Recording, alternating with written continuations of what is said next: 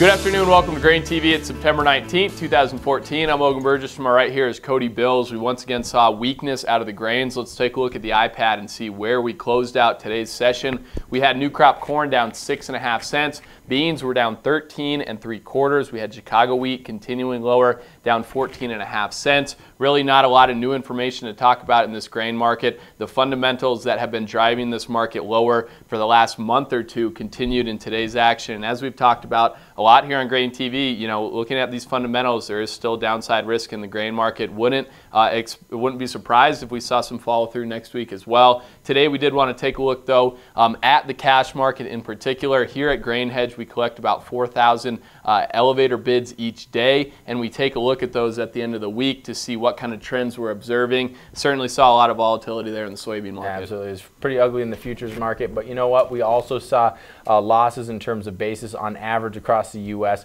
We saw for corn down 2 3/4 cents on average across the U.S. for spot corn basis. For soybeans, that's where we saw the biggest move here, on average down 62 cents across the U.S. What we're really seeing is that convergence between old crop prices and new crop prices, and what you're seeing is that premium of old crop. Soybean plants were the major declining basis contributors here to this decline. We saw soybean plants down 108 cents and 3/4. Bottom line here is that it looks as though the supplies at these facilities are being locked in to carry them into the new crop, and we're seeing a lot of this huge premium. We've seen basis plus 400 off of that new crop futures contract. Now we're seeing some of that premium being sucked right out of it, and this week it was just a huge decline. We haven't seen, it was pretty unprecedented. We haven't seen this in quite a while. Yeah, absolutely. Well, as we know right now, you know, a lot of producers looking toward new crop deliveries.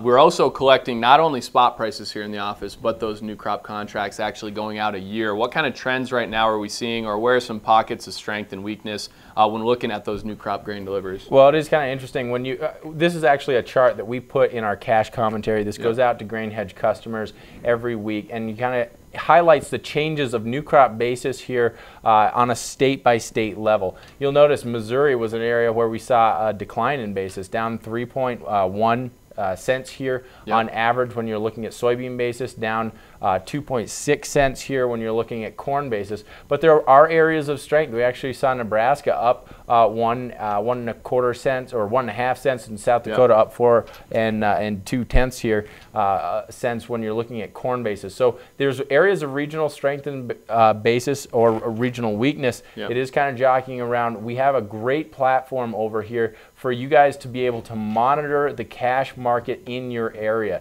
You'll notice new crop basis is starting to move around here, and it's very important as a marketer, as a farmer, to find the best selling opportunities when you're in the cash market, because with futures prices declining, you need to be able to make the best out of every trucking opportunity. We have the tools to do that over here. Yeah, absolutely. And as you said, Cody, we did see some harvest pressure enter specifically southern states, and obviously that's a trend that's going to continue here.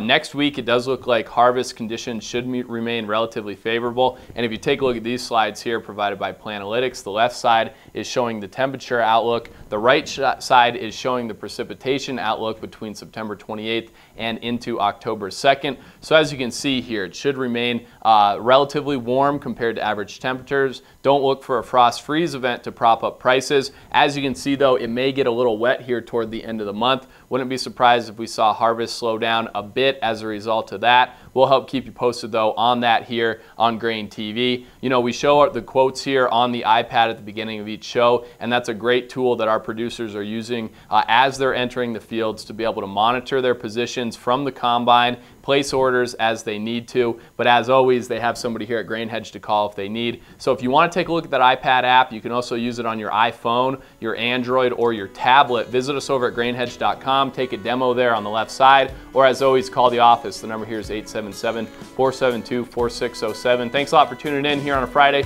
We'll see you back here on Monday.